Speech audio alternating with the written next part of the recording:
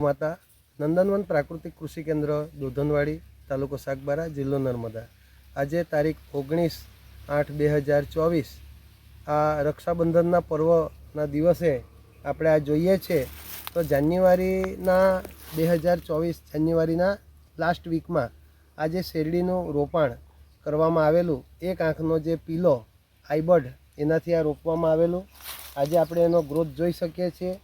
આ જે 86-032ની વેરાયટી છે એ પાકનું જે અંતર છે 5 બાય 2.5 ફૂટે એનું વાવેતર કરવામાં આવેલું। એક આંખનો ટુકડો મૂકવામાં આવેલો। અત્યારે આપણે એનું ટીલરિંગ જોઈએ તો કોઈમાં 5 સેંઠા છે, કોઈમાં 7 છે, કોઈમાં 9 છે, એટલે આ રીતે એનો ગ્રોથ છે। આ સરસ મજાનું એનું એ છે વિકાસ જોઈ શકાય છે। એની પેરની ગણતરી કરીએ તો 1 2 3 4 5 6 7 8 9 10 11 12થી એટલે એવરેજ આપણે 10થી 12 વચ્ચે એના જે આ સાંઠા છે એ આપણે જોઈ શકીએ છીએ। એ એની જે સાઇઝ છે એ આપણે એ પેરનું જે અંતર છે એ જોઈએ તો 1 વેંચ જેટલું અંતર ધરાવે છે। એટલે અત્યારે એનો જે વિકાસ છે એ 3 વાર ગૌકૃપા અમૃતમ બેક્ટેરિયા આપવામાં આવેલા છે। અને એની અંદર જ્યારે જમીન તૈયારી વખતે એક ખામણાની અંદર 2 કિલો જેટલું દેશી ગાયનું ગોબર ને કમ્પોસ્ટ કરીને ગૌકૃપા અમૃતમથી કમ્પોસ્ટ કરીને પૂરવામાં આવેલું છે। આપણે આ જોઈ શકીએ છીએ।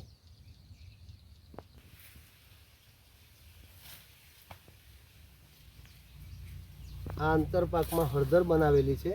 હળદરનું પણ એમાં અંદર વાવેતર કરેલું છે। આ જ્યારે શરૂઆતમાં જાન્યુઆરી મહિનામાં જ્યારે રોપવામાં આવી ત્યારે આની અંદર 10 કિલો જેટલા મગ નાખેલા હતા। 1 ક્વિન્ટલને 35 કિલો જેટલા મગનું ઉત્પાદન થયું હતું। એનું ઘાસ જે ગોતર તરીકે કામ લાગ્યું હતું ગાયો માટે, અને એના જે મૂળ ગંડિકા છે એ ફરી ખાતરના વિકાસ માટે કામ લાગ્યા હતા। ગૌકૃપા અમૃતમ બેક્ટેરિયાનો આ જે વપરાશને કારણે આમાં મગમાં જે પાન કોકડવાનો રોગ આવ્યો હતો એને પણ એની આગળ પણ અમે જીત મેળવી છે। અને અત્યારે પણ આ શેરડીનો ગ્રોથ આપણે આ જોઈ શકીએ છીએ।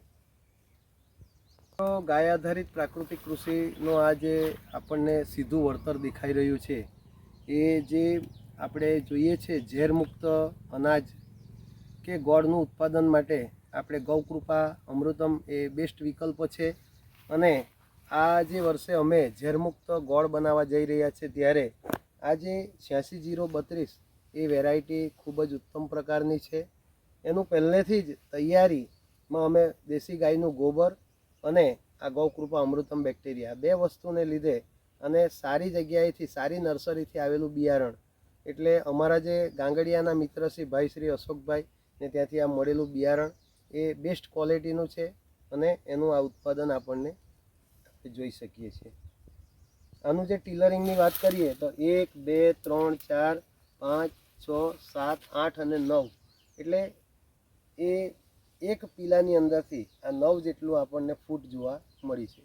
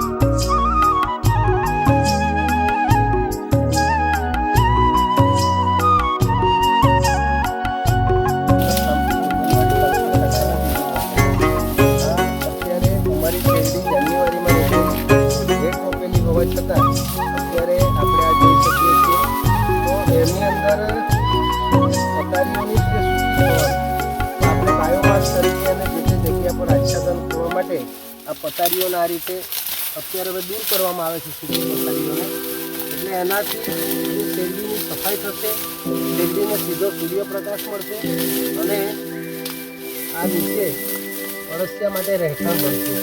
એટલે એકી સાથે ઘણા બધા કામો થઈ શકવાને લીધે આપણે અત્યારે આ જે શેરડીની પથારીઓ ચડવાનું કામ કરવાનું છે.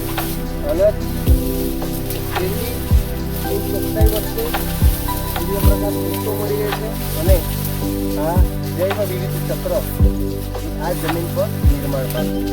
આચ્છાદન કરવા માટેનો આ બેસ્ટ પ્રયત્ન છે અને પ્રાકૃતિક કૃષિની અંદર જે 5 આયામો પૈકીનું આચ્છાદન એ મહત્વની એક કડી છે. આચ્છાદન કરવાથી અળસિયા અને બીજા વિવિધ જીવોને રહેઠાણ મળી રહે છે અને એક કચરો સડી જાય ત્યારે એમાંથી ઉત્તમ પ્રકારનું હ્યુમિક એસિડવાળું ખાતર બને છે. અસ્તુ. જય હિન્દ, જય ભારત.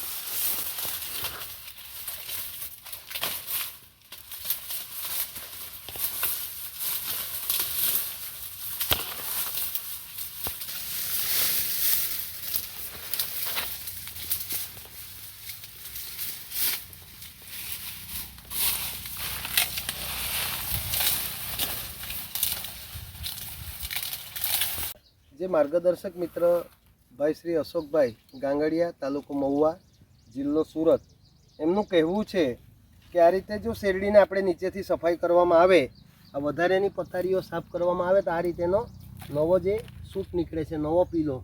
આ જે રીતે નવા પીલા અંદરની બાજુ હજુ નવા પીલા દેખાતા નથી. આવનારા વિડીયોમાં આપણને જોવા મળશે કે આ શેરડીની સફાઈ થયા પછી પીલા નીકળે ના નીકળે, કઈ રીતે નીકળે આપણને જોવા મળશે. આ વર્કિંગ જે બહારની સાઈડ શેરડા પરનો ચાસ છે એટલે આમાં વર્કિંગ શરૂ થઈ ગયું છે. તો એ પણ ખૂબ ઝડપથી વધે છે અને એ પણ મિલેબલ સુગર કેલની અંદર એ કન્વર્ટ થાય છે. એટલે આપણે ખાસ એ વધારે પડતા મેળવવા માટે હવે આપણે અંદરની સફાઈ કરવી અતિ આવશ્યક છે.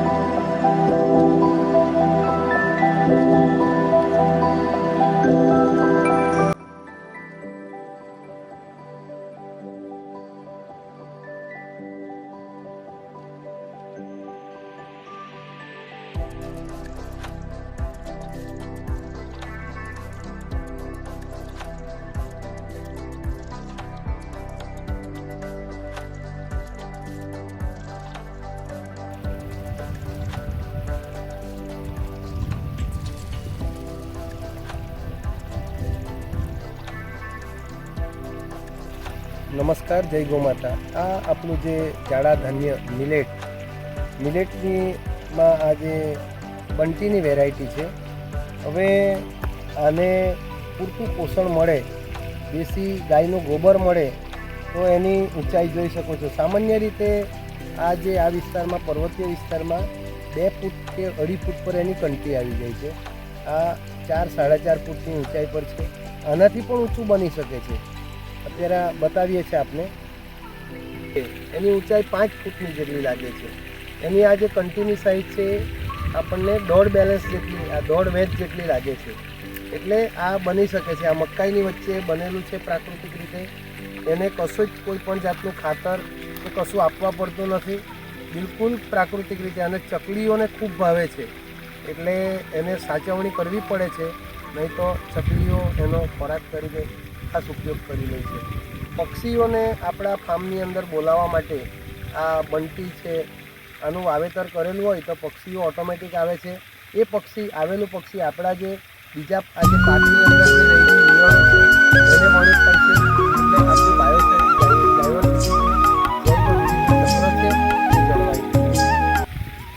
જય ગૌ માતા. નંદનવન પ્રાકૃતિક કૃષિ કેન્દ્ર, ફાર્મ 2, દોધનવાડી, તાલુકો સાગબારા, જિલ્લો નર્મદા. આ અમારું જે હાઇબ્રિડ મકાઈનું બિયારણનું વાવેતર છે. 0 લેવલ પછી આ પ્રથમવાર આમાં એ કર્યું છે. એક જીવામૃત એક મુઠ્ઠી નાખીને આ બિયાનું વાવેતર કરેલું છે. બીજી માવજત અન્ય પ્રકારે થઈ શકી નથી, પણ એનો આ જે આપણે સામાન્ય ગ્રોથ જોઈ શકીએ છીએ, નોર્મલી 2 ડોળા આવેલા છે. એટલે આ રીતે એનો ગ્રોથ આ છે. હજુ પણ આની અંદર દેશી ગાયનું ગોબર અને ગૌકૃપા અમૃતમ કે ગૌ પંચગવ્ય વધારે પડતું આપણે નાખીએ તો સરસ મજાનું ઉત્પાદન આપણે રાસાયણિક ખાતર વગર પણ લઈ શકીએ છીએ.